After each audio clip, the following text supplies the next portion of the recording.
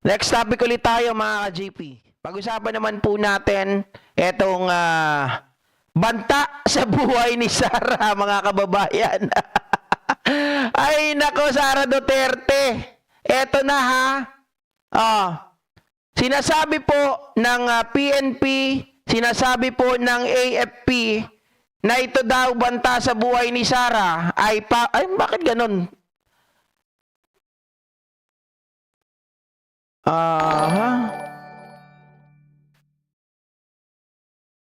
Ayan. Ang binabanggit po nila ay ito daw buhay ni Sara Duterte, ang banta na kanya pong pinagkakalat, na kanya pong inaangal, na may banta daw po sa kanyang buhay ay pawang gawa-gawa lang pala. Ito po, pakinggan natin mga ka-GP. Ito talaga si Sara, mahilig gumawa ng kwento, mahilig po mga kababayan. Talagang, ano ba, Sara Duterte? Kung gumagawa ka ng ghost, ito ba ay halusinasyon mo lang din? Paano gagawin ng mga tao? Kasi paliwanag po ni Sara Duterte, may banta raw sa kanya, mismong PSG daw po ang nagtangka sa kanya. Ang tanong nga, kanino ka nagsumbong? Kanino mo ni-report? Kanino mo ito ipinaalam? Ang sagot ni Sara, mga kababayan, mamaya malalaman nyo po. Pero pakinggan muna natin yung sinasabi ng PNP. The Philippine National Police says it has not received any credible threat against the life of Vice President Sara Duterte. In a radio interview on Monday, December 2, PNP spokesperson Brigadier General Jean Fajardo says the police have no knowledge of the supposed documented threat Duterte is referring to.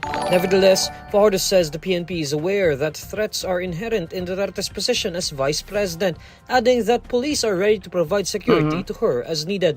Duterte earlier claimed there was a supposed threat against her life, even declaring that should she get assassinated, she already tasked someone to kill President Bongbong Marcos, First Lady Liza Araneta Marcos, and House Speaker Martin Romualdez. The Vice President also claimed that Romualdez is the only person who would want to kill her, but the Speaker quickly denied this by tagging it as a mere product of fertile imagination.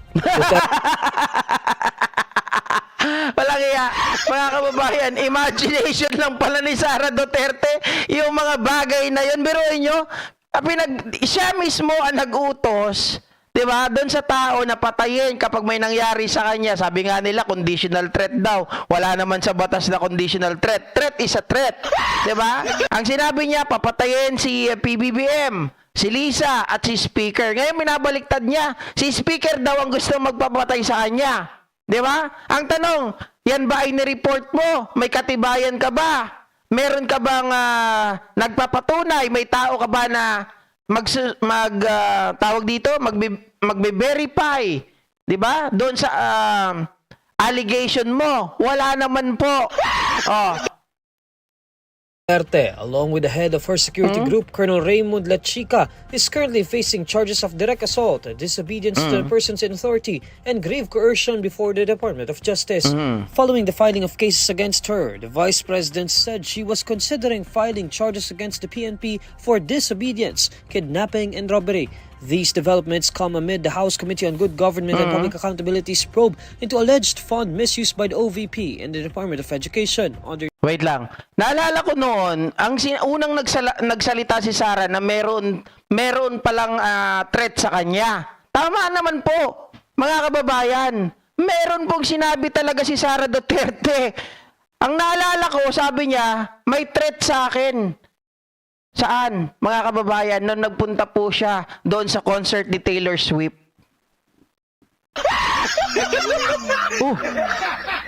Oo, totoo yun. Sinabi niya na may threat sa kanya. Bakit daw siya nakuhanan ng picture, nakuhanan pa siya ng video, na pupunta siya doon sa airport na siya po ay lilipad papunta sa concert ni Taylor Swift. At ang sabi niya, yung pamilya niya ay tawag dito, yung buhay nila ay nasa panganib. Bakit daw siya nasusundan? Di ba yung media, mga kababayan, talaga naman merong naka-assign doon sa airport. Di ba nagkataon lang siguro na nakita siya doon, hindi naman siya inaabangan, pero dahil nga kilalang personality, nakuhanan siya ng video. nakuha na ng picture. Yun siguro yung inaangal niya. Ito pa, mga kababayan, anong sabi dito? Iniimbestigahan ng Armed Forces of the Philippines ang posibleng pananagutan ng 2 aktibong sundalo na sinasabing Ay, nako. tumanggap ng confidential funds mula sa Office of the Vice President at Department of Education. Kabilang dito sina Vice Presidential Security and Protection Group Chief Colonel Raymond Lachica at Nako. Colonel Dennis Nolasco. Sa pagdinig ng Kamara, inamin ni dating DepEd Special Disbursing Officer Edward Fajarda na 4 hanggang 6 na milyong pisong confidential funds kada linggo Nako, ang malaki. pinalalabas kay Colonel Nolasco. Aha. Kinumpirma naman ni OVP Special Disbursing Officer Gina Acosta na mismong si Vice President Sara Duterte ang nagbigay ng go signal para ibigay ang 125 million pesos na confidential funds kay Colonel Lachica noong 2022. Tiniyak ni AFP spokesperson Colonel Francel Margaret Padilla na pananagutin ang 2 sundalo kapag mapatunayang hindi sumunod sa patakaran hinggil sa confidential funds. O, ito na mga kababayan, yung sagot ng AFP doon sa paratang ni Sara na may threat sa kanyang buhay. This is an ongoing investigation. No? In our part for the Armed Forces of the Philippines, we're looking at the merits of the case on kung ano po ang pwede naming Iba makita pala to. doon in terms of administrative issues that we have to address. And kung meron man, that's when we will be acting accordingly. Iginit din ng AFP na wala silang natatanggap na impormasyon hinggil sa sinasabing banta sa buhay ni VP Sara. Nauna nang binatikos ng Vice Presidente ang pahayag ng Philippine National Police na wala silang impormasyon hinggil sa sinasabing banta sa kanya at kanyang pamilya. Oy, maliwanag mga kababayan, wala daw talagang banta sa buhay ni BP Sara at sa kanyang pamilya. Sabi ko nga po sa inyo, unang-una isa kang abogado. 'Di ba? Hindi ito pwede kasi na magsusumbong ka sa media lang to get the media mileage, ganun ba 'yon? It should be legal. This is Kitchen, thank you so much sa pag-renew ng membership. Thank you. Ngayon, mga kababayan, sabi ko, dapat kapag ganito na meron ng kinalaman syempre, may threat sa inyong buhay, sa iyong mga anak. Oh, bakit hindi ka magpatawag dito, mga kababayan? Hindi ka humingi ng tulong. Bakit hindi mo ito i-report sa mga tao? Lalong-lalo na sinasabi niya, ang nagtangka daw sa kanya kasi nabasa ko kila KLC, no? Ang sinasabi nila dati daw BPSG. BPPSG daw ni Sara Duterte ang nagtangka sa kanya. I don't know kung totoo yun. Kaya lang mga kababayan, kung BPPSG niya nagtangka sa kanya, the more dapat na maging vigilante siya. 'Di ba? Maging vigilant siya at dapat sabihin niya ito sa kinauukulan, i-report niya ito, lalong-lalo na siguro naman alam niya ang proseso pagdating sa bagay nito para na sa ganon, maimbestigahan po yung allegation na sinasabi niya na siya raw po ay nanganganib ang buhay, pinagtangkaan at ang kanyang pamilya ay nanganganib din ang buhay dahil may threat. Ngayon, saan natin kukunin? Alangan naman manghula po yung AFP, manghula ang PNP kung wala ka namang nire-report. Diba? Otherwise, mga kababayan, kasi ito ang lagi kong sinasabi Kung yan ay, di ba, yung mga bagay na yan ay dapat hindi pinapalagpas. Yung mga bagay na yan ay dapat tinutuunan ng pansin at priority na ikaw ay magsumbong at sabihin yung mga bagay na nararanasan mo. Otherwise, kapag ito po ay binaliwala mo, mga kababayan, nangangahulugan lamang na yan po ay gawa-gawa lamang. Diba? Kagaya ng mga ghost employees, kagaya po ni Mary Grace Piatos, ni Kokoy Villamin. Gawa-gawa lamang. Halusinasyon. Ito po ay nananaginip ba ng gising si Sara? Diba? Oh. Sabi ni Joby Carino, hindi magandang family values, not a good role model of a family. Diba? Jonathan, mga nganib si Satanas sa impyerno, baka ma-impeach at mapalitan ni Sara Mau. Oh. Sara Duterte, mahal na mahal ni Lord Jesus Christ? Paano mo naman nalaman, Jonathan Calderon? Unang-una, paano mamahalin ang isang tao na presidente raw ng impyerno? Bakit ka mamahalin kung ikaw ay gustong gumawa ng maduming bagay kagaya po ng pagpatay. Paano mo nasabi na ito ay mahal kung ito po ang kanyang puso ay masyadong maitim? Sabi niya, hindi ako magpapatawad. Patay tayong lahat dyan. Ma'am Ninita Umali, Charit Madarang, shoutout po. Di ba? Ferd sa Danaw, mga kababayan, lumayo sa mga Duterte kung ayaw niyong gumulo ang buhay niyo. Correct. Lahat po nang lumalapit sa kanila, nagiging magulo ang buhay. Tingnan niyo si Harry Roque. Dati galit siya sa mga Duterte. Nung siguro, mga kababayan, nung kinuha siya na digong at na anuhan ng chaching, wala na. Nag-iba na ang kanyang direksyon, mga kababayan. Aba, Benz, katawa-tawa saan kaya mga simbahan yun lumuhod yun? Siyempre sa patron niya na si Satanas kasi sabi niya, stupid si God. Kaya nga, hindi natin nakita kung sa simbahan ba talaga yun. Baka mamaya, ang nakalagay dun sa harapan niya ay si Satanas no?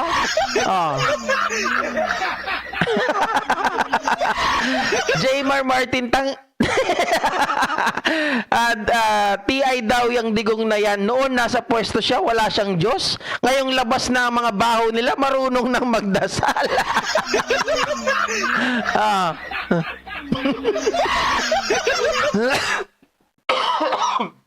Grabe. Natawa naman ako doon talaga, mga kababayan. Biruin mo, si Sara Duterte, alam niya na may threat sa kanya. Yung pulis, yung AFP, wala silang nakukuha na impormasyon. Kasi, kung alam ni Sara, di ba, ang unang gagawin niya is to report para mabigyan po ng aksyon, para ito ay maimbestigahan. At tingin ko naman, hindi na niya kailangan ng security. 400 plus na yung security niya. Sino magtatangka dyan?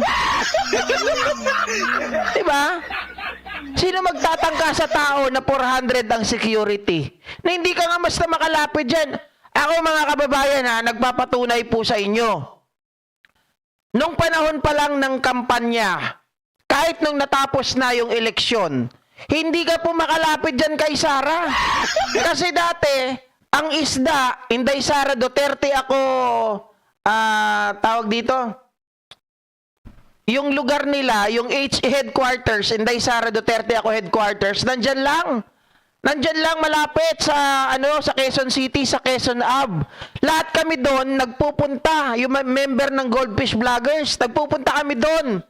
Mga kababayan, nagpupunta rin doon si Sara. Hindi ka po basta-basta makalapit unless ikaw po ay merong appointment. Pag dumaan yan, nandyan na si Sara. Naku, lahat nakaharang. Pero na lang pag may camera. Pero hindi ka pa rin po makakalapit basta-basta dahil yung mga security niya, napakadami. Sabi ni Jaime Dungo, liar yang Sara aka Pusit and Itok-Itok. Alfred Albinier.